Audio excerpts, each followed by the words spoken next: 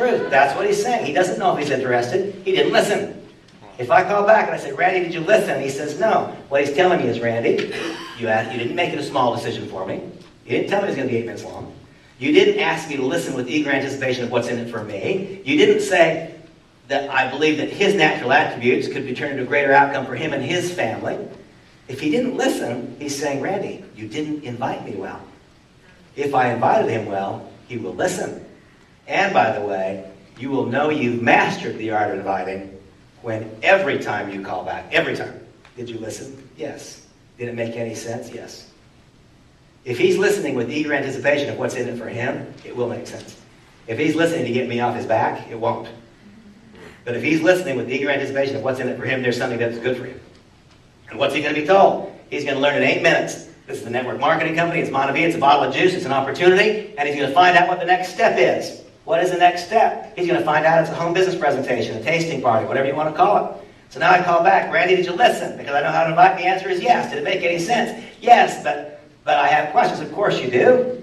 It wasn't designed to answer all those questions. It's only 8 minutes long. You know what the next step is. The next step is to participate in a home business presentation.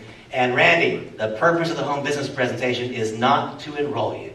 It is for you to get the big picture so you can decide if you'd like to continue your evaluation. I have a seat at the desk at the table for you on Tuesday night at 8 o'clock. Can you be there? Now, what did I just do? Once again, set the expectation. I want him to come. If he comes, he just might join me. If I tell him in advance, the purpose of this discussion is not to enroll you in my business, the odds of him coming just went up by a factor of 10. If he thinks he's going to come to my home and I'm going to put the hammer on him to try to enroll him that night, and by the way, what I told him was true. I don't want to enroll him that night. Why don't I? Because he will only have learned what the business is. He will not have been through the getting started process. He won't know what an appropriate first order is. If I enroll him that night, he won't place the first order. He won't understand any of the business. I don't want to enroll him. What I want to do is have him see the big picture so that he can then make a decision to get involved in the business after he's reviewed this content. That's why so many people will have reviewed this content before they've enrolled. Right? So where do we go? Step number 1 is to enroll in Monavie. The foundation piece is to have a more rapid flow of distributor applications. Now, here we have one individual who's been in the business for 5 years and has not had a rapid flow of distributor applications.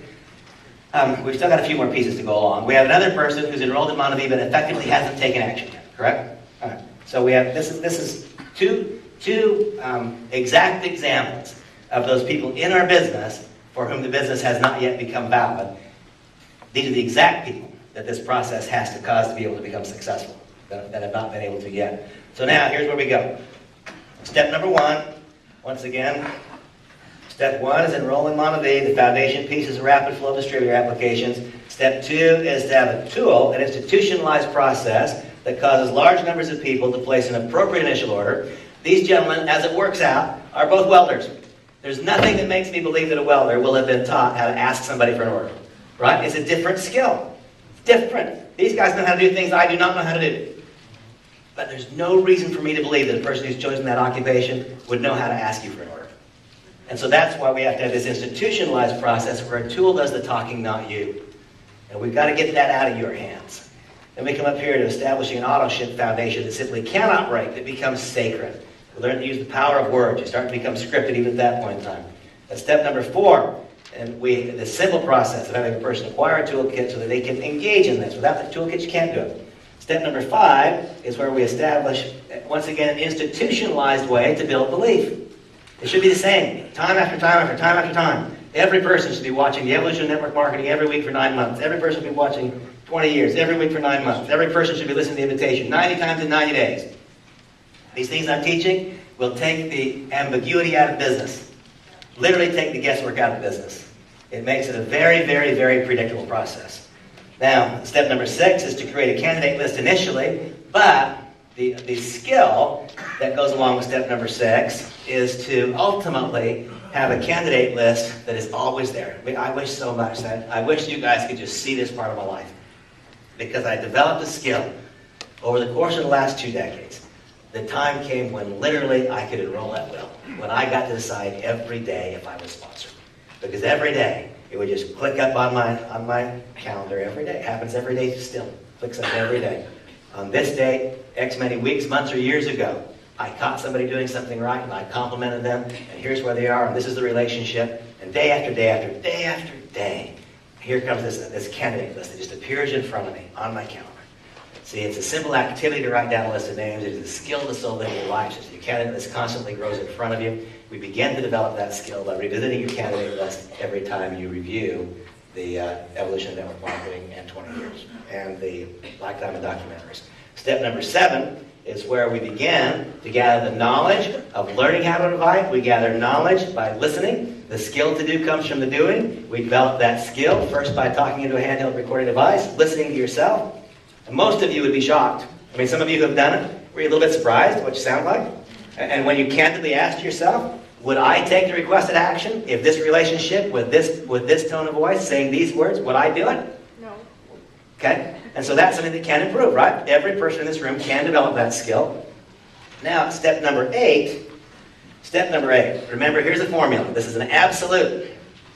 The measure of your success, the measure of our success, will be determined by the number of high-quality candidates who see our business. The measure of our success will be determined by the number of high-quality candidates who see our business. And so that goes to what? It goes to step 5. As your belief gets better, both the number and the quality of candidates on your candidate list will improve. At step number 7, when you learn how to invite, then the candidate becomes eligible to see the opportunity. At step number 8, this is where we learn how to present the business in a way that fits into your current skill set. That's the key. Once again, I can look at these two guys as great examples. I mean, you're a welder. That's a profession that you've chosen, and that's a great profession. But it's really hard for me to imagine that the typical person who chose that profession would feel comfortable replacing me on the stage right now. I mean, that's different than what you do, right? Completely different. That's like way out there. And so I believe that I have to borrow from my wife's experience. My wife, Tara, today has just chosen not to be a leader in this industry anymore. But she had a $50,000 a month check in the network marketing industry before she and I ever met. I mean, she was a player in this industry for a period of time. And you know what? Tara's dyslexic, and she's very, very insecure about the way that her words just don't come out. And if she's meeting with you and it's just you and she sitting around the table, it's great. But you put her in front of even 7 or 8, and she literally can't talk. I mean, literally, the words will not come out. Tara built an entire business by learning how to create a candidate list, learning how to invite, being scripted, then pushing play. Just pushing play. And so I want you to just imagine, could you imagine yourself learning how to do these things I've described, and then I'm going to teach you specifically and exactly how to prepare a home business presentation. See, what I found out is that there are no new mistakes. There are new people making old mistakes, and there are old people making old mistakes. People do not know, for example, that if we told people the meeting starting at 7:30, that it starts at 7:30. They don't get that. They don't know that if 2 people are here on time, we honor these 2. We don't concern ourselves with how many empty seats are in the room. We're not worried about these other 8 that you know are on their way, that are not coming. You know, we honor the 2 that are here. People make that mistake over and over and over again. Some of you have been in my home. And when you've been in my home, you haven't known that I've got a dog and a cat. Because for all I know, you've got allergies to cats. For all I know, you're scared of dogs. You know, so when you come to my home, all those things that might screw it up, they were anticipated. They were taken care of in advance.